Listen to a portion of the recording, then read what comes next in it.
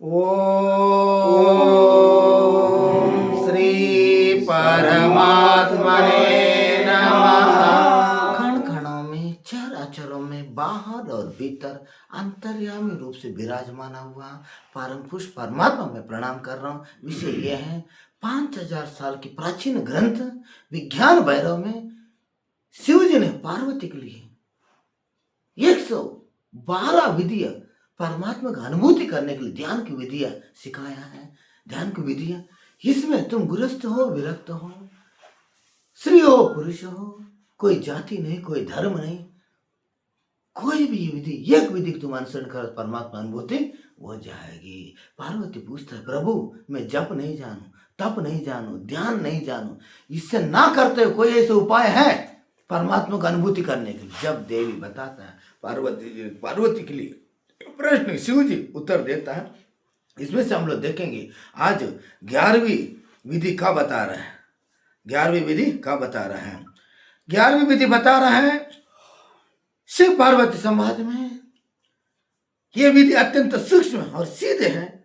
इसकी मंत्र मुद्रा या कल्पना नहीं है। ये 11वीं मुद्रा में बहुत सूक्ष्म है, अत्यंत सीधा है, ना मुद्रा है, ना ध्यान है, ना मंत्र, कल्पना भी नहीं है, केवल क्षण की बोध है। केवल क्षण की बोध है। मूवमेंट अवेयरनेस माने क्षण की बोध है। एक क्षण में बोध हो जाएगा, एक क्षण में परमात्मा की अनुभूति हो जाएगा।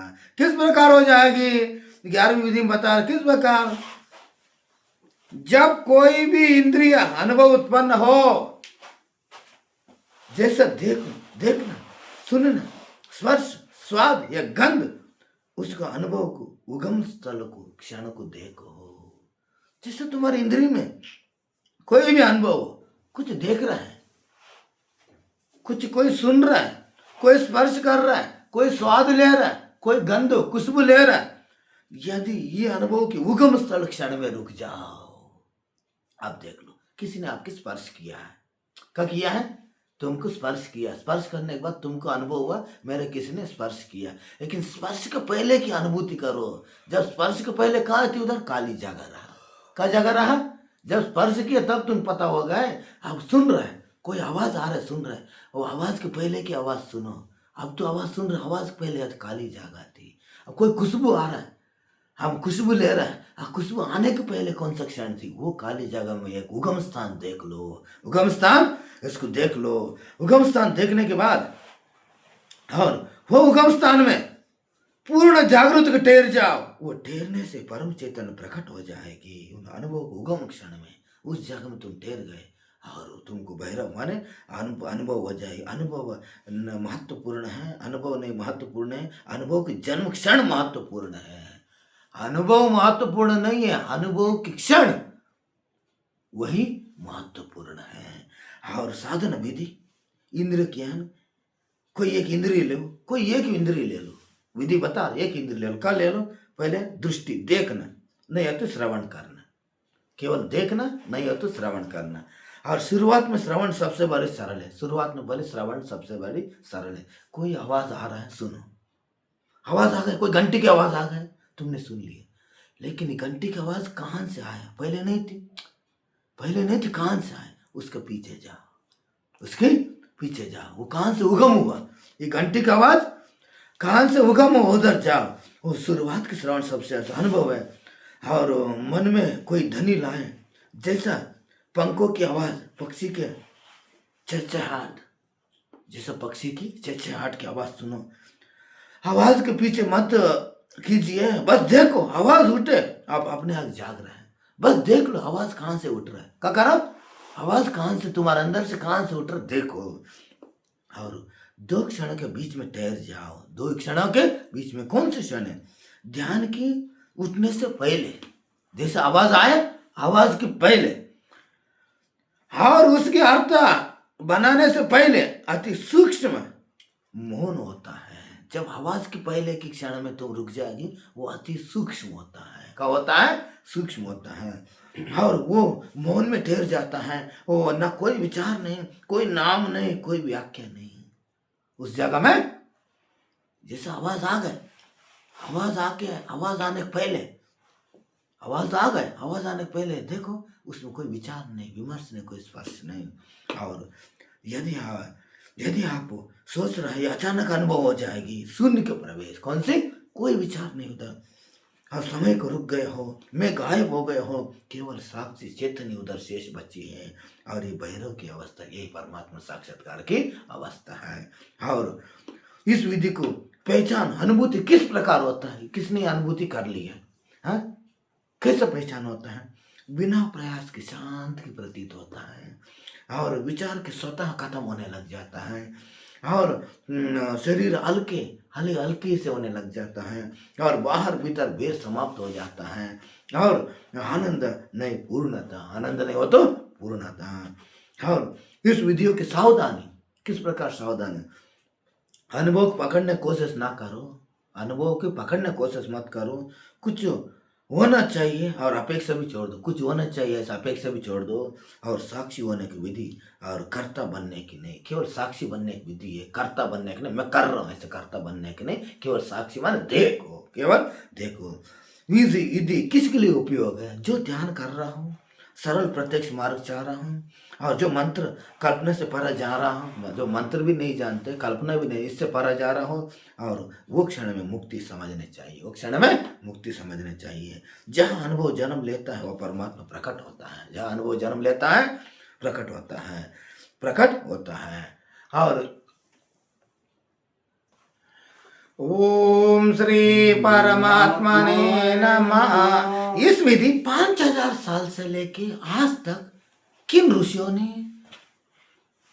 कौन सी परंपरा ने इनको अनुसरण किया, इस 11वीं विधि को अनुसरण किया, जहां दृष्टि मूलतः इंद्रिय चेतन की शून्य बिंदु प्रवेश की विधि है।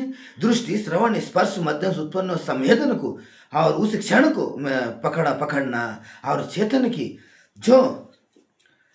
की जो निर्विचार की शून्य में स्थिर किया जाता है, वो क्षण भैरव उपस्थित के द्वार है। जो आवाज आ रहा है, जो स्पर्श हो रहा है, जो पक्षियों की हलचल हो रहा है, उसकी जो पहले की जिसने अनुभव कर लिया, उससे भी भैरव प्राप्त हो, आत्म साक्षात्कार अनुभूति हो जाएगी। 5000 वर्ष की जीव परंपरा में इस विधि को आदि शैव परंपरा, काश्मीर शैव, वासुदेव गुप्ता, सोमानंदा और अभिनय गुप्ता, इन विज्ञान भैरव अनेक विधियां उनने किया, और विशेष रूप ये 11वीं विधि कंपन उगम बिंदु प्रवेश रूप में समझ गए। ये 11वीं विधि कौन सी है? कंपन। जो भी अपने शरीर में कंपन हो रहा है, आवाज हो रहा है, कुछ हो रहा है, उसका उगम कहाँ से हो रहा है, उसके बिंदु पर है। नाथ संप्रदाय योगी लोगों ने, आदिनाथ शिव मच्छिंद्रनाथ गोरखनाथ जी ने इस विधि को अनुसरण किया। नाथ योग में इसको इंद्रिय विलय, मन लय, दृष्टि और शून्य में टिकना, ये रूप में साधा गया। नाथ संप्रदाय में गोरखनाथ जी, गुरु मच्छिंद्रनाथ जी और नाथ योगी, और इसको विशेष रूप से आदिनाथ शिव से चल रहा है। कब से चल रहा है? आदिनाथ शिव से। इसके बाद मच्छिंद्रनाथ जी, गोरखनाथ जी, इस विधियों में इंद्रियों की विलय, मन की लय और दृष्टि के शून्य में रुक टिकाना, और 8 की कोई विधि इस तंत्र का तो मूल आया है। और 84 महासिद्ध बौद्ध जैन इस विधि को भी मनाया है। और बौद्ध वज्रायन विधि क्षण की जागृति, महामुद्रा, सहज समाधि रूप में प्रकट हुआ। और ये तंत्र, ये मूल तंत्र शैव थी, भाषा बदला, अनुभूति वही रहा। 5000 साल से लेकर आदमी बदला, भाषा बदला, आदमी बदला, भाषा बदला, लेकिन सत्य अनुभूति वही है, अनुभूति वही है। और इसके बाद अघोरी परंपरा लोग इसका अनुभूति किया। श्मशान साधन, इंद्रिय भंग, भय बोधा और तीव्र संवेदन चेतन स्थिर करने के लिए प्रयोग किया। और किन्नाराम, बाबा कालूराम जैसा अघोरी लोग इसको अनुसरण किया। और भक्त संत परंपरा में कबीर, दादू, रविदास और बाह्य तंत्र नहीं पर अंतर के साधन के सूत्र हैं। दृष्टि जहां टेर जाए वही राम लिखे, जैसा दृष्टि जहां टेर गया हो वही राम देखे। इंद्रिय को उसकी मूल विलीन कराया कबीर, नानक और तुम्हारा दादू। जहां दृष्टि टेर जाए उधर ही राम निवास है। और आधुनिक काल में और आधुनिक काल में लक्ष्मण जी, स्वामी लक्ष्मण जी और ओशो और कुछ योगी परंपरा में कि आज भी गुप्त विधि वो जीवित है।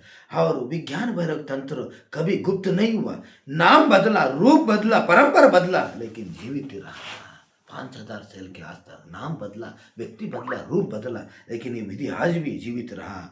और इस विधियों में शैव वैरव अवस्था कहा, नाथों ने इसको लय योग कहा, और बौद्धों ने महामुद्र कहा, संतों ने समाधि, सहज समाधि कहा, और समझ समाधि कहा। इस प्रकार ये अनुभूति का संकेत है, स्पष्ट करता है। और ये कोई भी एक साधक एक विधि को सही परिपक्व के पकड़ के साधन करता है, ईश्वर का अनुभूति उनको हो जाता है। ओम श्री परमात्मा ने नमः।